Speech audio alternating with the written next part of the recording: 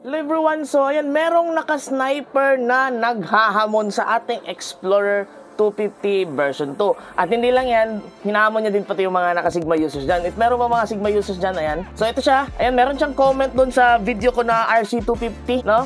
Ayan, sinasabi niya na puro malakas lang talaga daw sa specs or paper yung mga Rusi at Motorstar. Pero sa totoo, ano bang ina-expect mo sa mga 79,000 na ganito? Or let's say yung sa Sigma 250 na 93,000. So ayan. And so sige, basahin natin yung comment niya. Top speed na 128 km/h. Port gear pa lang yan na Sniper 150 ko yan. As usual, papel lang talaga malakas ang Rusi tulad ng Sigma 250. Laging kumakain ng alikabok sa Sniper 150 ko.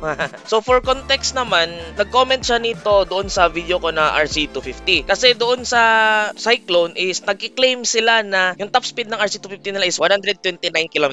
Kaya yan siya nag-comment ng ganito, no? So ako nireplyan ko naman, kala ko yung sabi niya, yung sniper niya umaabot ng 150 km yung fourth gear. So ayan, medyo mali ko, no? Medyo sabog ako dito. Kasi ito pagkakabasa ko, top speed 128 km/h. Fourth gear pa lang, nasa Sniper 150 ko na yan. So ganun yung pagkakabasa ko. So ayan. So ayan, nireplyan ko, no? So ito yung sabi ko, hindi naman sa pinoprotektahan ko yung RC250 dahil di pa naman talaga nag-release. Pero wag na tayo maglokohan, sir. Alam mo at alam ko at buong sniper community na 130 plus lang yung top speed ng stock na Sniper 155. At taga-advance na yung reading niya pag nagpalit ka ng sprocket. Tapos fourth gear mo nasa 150. So ayun, kaya nga nasabi ko yan kasi kala ko nga 150 na yung kanyang fourth gear. So mali ko yun. Okay, so patuloy natin. So ayan, sinabi ko wala nang lakas naman yung fifth gear mo kung ganyan. Unless naman purong kargado yung motor mo, then understandable yung speeds mo na 150 talaga yon kung kargado. Pero hindi na tayo magko-compete sa stock to fully loaded. Lakas makabarbero. So ayan, kala ko loaded kasi nga yung sabi niya 150 yung kanyang fourth gear. So ayan, nag-reply ulit, ni-clear out niya yung sinabi niya. So ito yung comment niya, sir, na-GPS po ako, GoPro. Huwag na po tayo maglukuhan, proven and tested na yan sa papel lang malakas at Rusi at Motorstar. Hanggang fifth gear lang yung sniper na 150 FYI. Kaya nga sabi ko fourth gear pa lang yung 128 kilometers, yung nga kala ko 150. Pag naka fifth gear ako, maabot na sa 134 kph all stock. Kaya ngayon sabi ko na 130 plus yung kanyang all stock ng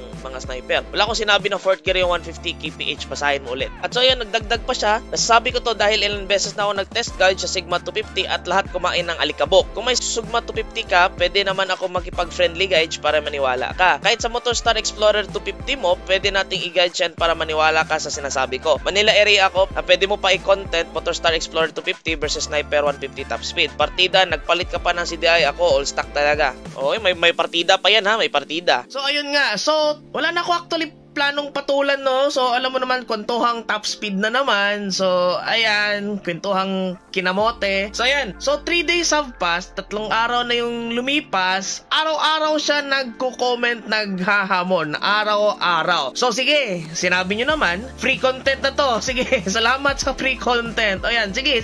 Okay, so ayan, ito yung mga comments na sinabi niya pahabol. So ito yung sinabi niya, ano na sir, inaantay ko yung reply mo para mag-guide natin yung Explorer 250 mo versus Sniper 150 ko. Partida na yan, naka-race CDI ka na. Ako, stock ECU lang. Manila area ako, gawan mo pa ng content para malaman mo yung sinasabi ko tungkol sa top speed ng RC250 at Explorer 250 mo. Sniper 150 versus Explorer 250 top speed. Tapos pagka next day, ayan, comment na naman siya. Ano na sir, 3 days nang nakalipas, inaantay ko pa rin yung reply mo para magawa natin ng friendly guides. I-content mo pa yung 250cc mo with racing CDI versus sniper ko na all stock. Naghahamon talaga siya ng naghahamon. At baka naman aatake dito lahat yung buong sniper community, no? Ituloy yung isang kausap ko, ito yung nag-comment lang. Malaki yung respeto ko sa sniper community kasi marami akong kilalang naka-sniper, mga very close friend ko. Pero hindi sila tulad ng ganito na wala, pinakain ko lang ng alikabok yung mga ganun. No, hindi sila ganun. Humble sila. So, baka atakihin nyo ako dito. Ito yung isang tong nagko-comment lang tong video na to, no? Hindi to para sa buong sniper community. Alam ko magandang sniper, meron kayong VVA. Price nyo, ngayon, mas mura na kayo sa ngayong sa rider. No, alam ko, medyo malaki yung ganyan ng sniper at rider, no? Sa inyo na lang yun. Bakit isasali nyo sa kategory nyo yung mga explorer dahil yun mas mabilis inyo? Pero mas mura naman yung amin, no? Sports bike naman yung amin. Iba yung kategory yun. Nagkakalat tong isang nag-comment dito sa comment section eh. No? Kasi yun nga, araw-araw nga siya nag-content. At baka yung mga pinakain mong alikabok ng mga explorer at GPR at yung mga Sigma, baka mga complete stock yun. So, kino-compare mo lang naman yung 79,000 pesos at sa 100,000 plus pesos sapatos mo na sniper. Okay? Expected na yun, no? Para mong pinagyayabang mas mabilis yung 15,000 mo na cellphone doon sa cellphone na tag 10,000. Ganun yun.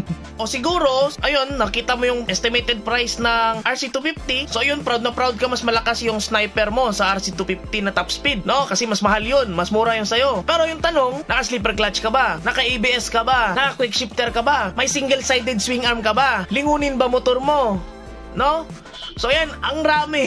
Wala yun sa sniper. Kaya mas mahal yung RC250. Swing arm pa lang, no? Buong kalahati na ng presyo ng sniper mo. Yung swing arm pa lang. So yan, iniisip ko, top speed lang ba yung meron na specs sa isang motor? Sobrang dami, di ba? So in-explain ko yun one time sa isang video bakit hindi ganun kataas yung top speed ng GPR. Lalo na kung stock, kasi yun nga, is OHC siya, hindi siya DOHC. 2 bulbs lang yung kanyang gamit, hindi siya FI. Mga ganun, no? So, may mga reasons yan. Pero yun nga, siguro, para sa isang kamote, top speed lang talaga yung specs. Wala silang pakialam sa lahat sa iba. Kahit naka single-sided swing arm ka pa, basta maliit ang top speed mo, wala yan. Wala daw papel yung specs ng motor mo. Hanggang specs lang daw. Wala daw ang lakas, no? So yan, pinapapartida pa ako. So yun, sabi niya, naka-racing CDI daw ako, tapos sa kanya all stock daw lahat.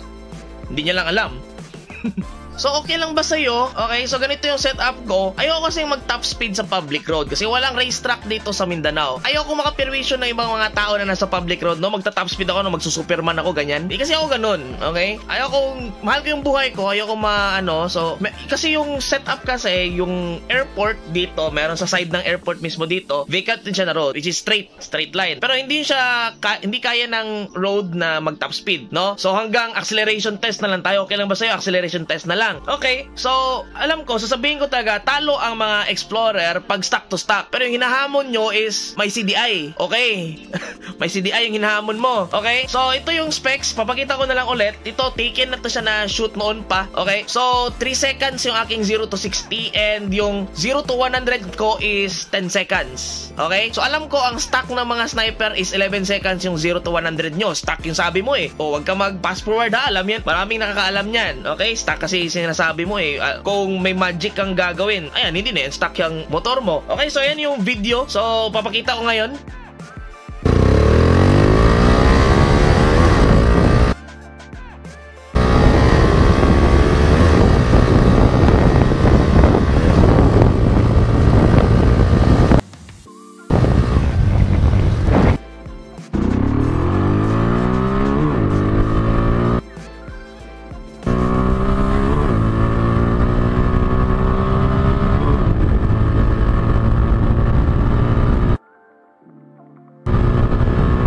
So yung specs na nga pala yan, na 0 to 100 ko na 10 seconds at 0 to 60 na 3 seconds. Naka-speed sprocket pa ako niyan ha. Combination ko is 1534. So pag mas mataas yung speed combination ko, of course, yung acceleration ko, sobrang baba ang acceleration ko. And yet, yan yung acceleration ko ha. Okay? So may papakita lang ako kung bakit ganyan. So, hindi ko na sasabihin anong full setup ko talaga, pero ayan, street bike, okay? Best and street modified. Nanalo yan. Hindi ko na sasabihin lahat ng specs ko, okay? Pero yan, isipin nyo na lang kung ano yung meron dyan sa motor ko, okay? At isa pa, best in sports bike. Ayan ha, okay? Sige, patuloy natin sa video.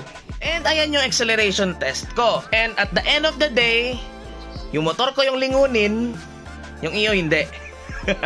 Okay, so if curious naman kayo sa Ducati setup ko na concept, no, Ducati concept ko, check nyo yung video na to. And if na-enjoy nyo yung video, don't forget to hit that subscribe button down below. And thank you for watching and ride safe ha! Ride safe!